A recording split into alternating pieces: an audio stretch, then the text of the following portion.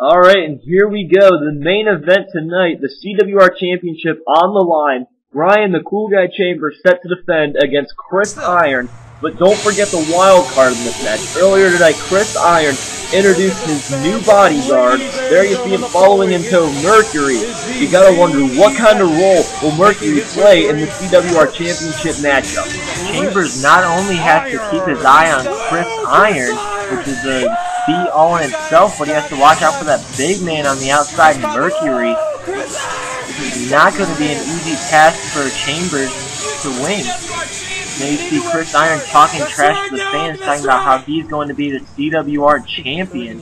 Obviously, Chris Iron, a very confident individual, but you gotta imagine with Mercury in his corner, that confidence level rises to extraordinary heights. Now we wait the arrival of the champion, Ryan Chambers. This will be Chambers' first title defense, ironically enough, against the man he beat to be crowned the first ever CWR champion. And there you see him, ladies and gentlemen. Does not look very worried. Ryan, the cool guy, Chambers. You have to think here, though, he was not expecting that bodyguard, that outside variable. Obviously, Chambers is going to have to keep an eye over his shoulder, keep an eye on Mercury the whole match. It's going to be very tough to keep up the focus on both Chris Iron and Mercury. Chris Iron, a very talented individual, definitely a threat to the Chambers CWR Championship. I'm very shocked here at how laid back Chambers looks here. Does not seem to be worried at all. Chambers is confident in his own right, not cocky as Chris Iron is, but very confident in his abilities. Well, Chambers cannot show fear, he cannot show doubt, he cannot show any type of weakness in this match. Obviously, both these men put it all on the line at first strike to be crowned the champion. It took everything out of both of them. We'll see what they have left in this match. It's going for a tie-up, and Iron goes downstairs with a kick to the gut, quickly on the attack of the CWR champion. There you see the dirty tactics already taking place here as Iron driving that foot, the toe of the foot, right into the throat of Chambers. Now picking him up here, and Iron being very aggressive from the get-go here. You saw from their last match, Chambers started out hot and just dominated Iron in the beginning of the match until Iron working on that knee like he's doing now. But quickly switches off and has him in a sleeper there, possibly going for a quick victory or tiring out Chambers. Chambers grabbing that back to the head, looking for a jawbreaker, and he hits it. That's impressive. Chambers there, now going to try to mount some offense here as he has Code backed into the corner. Going for Chris Iron back into the corner. Now Chris Iron countering, blocking that punch of Chambers. Sending Chambers back into the corner now. Nice punches. Sending Ryan into the opposite corner, back first into those turnbuckles, but Ryan gets his foot up and Chris Iron runs straight into it, and then a big clothesline, 1, 2, only a 2 count. Huge combination of moves there by Chambers, laid into Chris Iron, as now Chambers is in control of the match. Sending him off the rope there, and a very nice dropkick right to the face of Chris Iron. That was a picture-perfect dropkick. Will it be enough? No, Iron kicks out after the 2 count. Chambers getting back on the offense here with some nice slaps. The one slap to the chest there, sending Iron off the rope, and a nice cross body. Not a 3 count though. Gonna have to do more than that to put away Chris Iron, saying all day, going for that delay vertical suplex and has it locked in. The strength of Chambers, nothing to fret at, but there you go. He drops him down. All the blood rushing to the head of Chris Iron and then dropped right on his back there. Now I don't like that right there, going for that cocky pin on Chris Iron. If you're going to put him away, you're going to have to do something similar to that, putting all your weight on the shoulders or hooking that leg.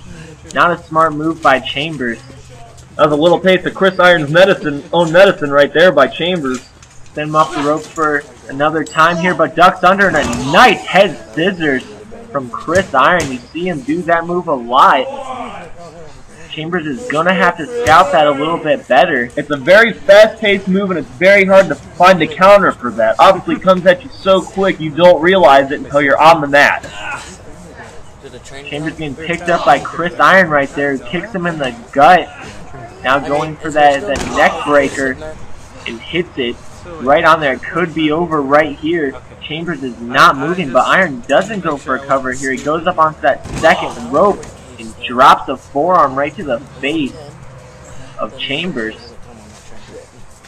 Chris Iron definitely knows how to work those ropes. He's very adept at climbing up to that second, even the top rope with those high-risk maneuvers. Some punches to Chambers, but Chambers comes firing back with some punches of his own. Some right hooks, sending Iron off the ropes there as Chambers goes off the rope, ducking under, leapfrog, and a nice drop kick to Chris Iron. Both men down here.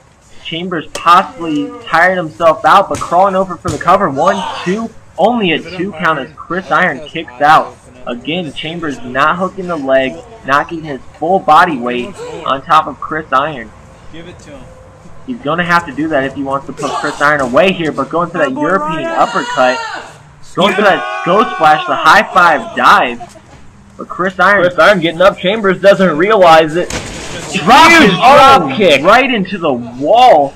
Not only did Chambers fly right into the wall to the side of the ring, you saw him bounce off of that and smack head first right into the ring apron. That is a metal wall, ladies and gentlemen. There's hardly any given to that. Chambers in a very precarious position on the outside now as the referee begins the count. He's getting very close there. Keep an eye on Mercury on the outside. Hasn't played a factor in this match yet, but you gotta imagine it'll just be a matter of time. Climbs in right at the 9 count. Chambers barely making his way in. The title would change hands on a count out, and I'm thinking that's what Iron was hoping for, as you see him not go to the outside and capitalize. You see him taking out 3 of the 4 limbs of Chambers and then slamming him right back down to the mat with that front kick. Obviously, Iron was very frustrated that maneuver did not keep Ryan Chambers out of the ring for the 10 count. See him going to the top there, possibly going for that elbow drop, but Chambers well scouted and just sits up and lets Iron fall right behind him there, picking him up. That's why they call it high risk. Just like that, the momentum shifts in Chambers' favor, shockingly after taking that huge drop kick to the outside. Another European uppercut and yells go. He's going for that Ghost Splash a second time. Iron is for sure down this time. It hits the Ghost Splash. It has got to be over. 1, 2, only a 2 count as Chris Iron kicks out. Chambers asking the ref if he's sure that it was a 2 count. Mercury showing some frustration on the outside. Obviously, he thought it'd be a 3 count as well. Getting a little frustrated was Chambers, but knows the ref is doing his job. Chris Iron with a surprise roll-up there, catching Chambers off guard, but only a 2 count. Obviously, Chambers, while arguing with the referee, gave time for Chris Iron to recover. Oh, Chamber music! It has got to be over, but he's got to get over to that pin. Iron ran right into that super kick there, and it connected perfectly. Taking far too long and does not get the cover there. You saw him sort of hovering over Chris Iron. Obviously, those few seconds gave Iron the chance to kick out of that huge maneuver. And out of nowhere, the code breaker drills Chambers. And Chambers is down on the mat. Going back after that Chamber music, though, I just don't see why Chambers is not hooking a leg. If he wants to keep his title, he's going to have to work on his pin. Iron going up to the top now. It looks like possibly going for that patented moonsault. You saw him do the moonsault against Chambers, but it did not put him away at first strike, and it's not going to put him away now because he does not hit it. Chambers moving out of the way. Chris Iron hit a whole lot of nothing. The high risk does not pay off for Iron there, as now Chambers needs to capitalize and put this match in the bag. Iron might want to think about changing his strategy a little bit. Missing 2 top rope maneuvers, that will take a lot out of you. Both men getting up to their feet. Ryan with a punch. Iron firing back here. Both men trading punches now. Iron a quick jab there, and Ryan firing back a little dazed and hits a 3rd European uppercut. Iron luckily falls to the rope, but Chambers sends him once again, but he ducks under, going for that head scissors. No! Chambers counters it this time. Saying not this time, and then a nice shoulder breaker. Did you see the body of Chris Iron just collapse after that shoulder breaker? Chris Iron is down and out. Chambers picking Iron up, punching him back in that corner, but Iron counters, tossing Chambers in the corner, almost hitting the ref there, but stop. Ryan moves out of the way. The ref is down, going for the uniquely JG, hits it to perfection, but the ref is down. You see Mercury getting in the ring. Mercury obviously sees what happened, quickly getting in the ring now. Chambers, I don't know if, and Chambers sees Mercury there now.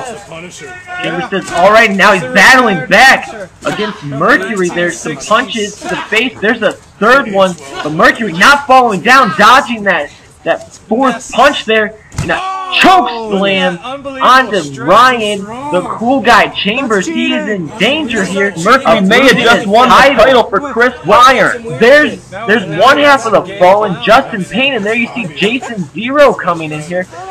He's squaring off against Mercury. Mercury catching Justin Payne in that clothesline, but you see the wet floor sign to the back of Mercury, and then Insanity falls onto that wet floor sign. The Fallen has just taken out Mercury, and now they're placing Chambers on top of Chris Iron. This doesn't make any sense. You saw at the end of First Strike, they attack Ryan Chambers in Big D. Now Payne waking the ref. The ref now crawling over. 1, 2, and 3. This one's over. I just don't understand why Jason Zero and Justin Payne, the Fallen, helped Ryan Chambers win after attacking him at the end of First Strike. I'm sure Mercury thought for sure after that chokeslam he hit on Chambers, Chris Iron would be the CWR champion. But shockingly, the Fallen comes out and they've cost Chris Iron the championship, basically helped Ryan Chambers retain his title. Ryan Chambers a little confused there. I don't even know if he knows exactly what happened. He wakes up and he's on top of Chris Iron, being told he won the match. Well, what a shocking conclusion to the very first episode of CWR TV. We will see you next week for the second installment of CWR TV. Just wondering. How does your soul feel?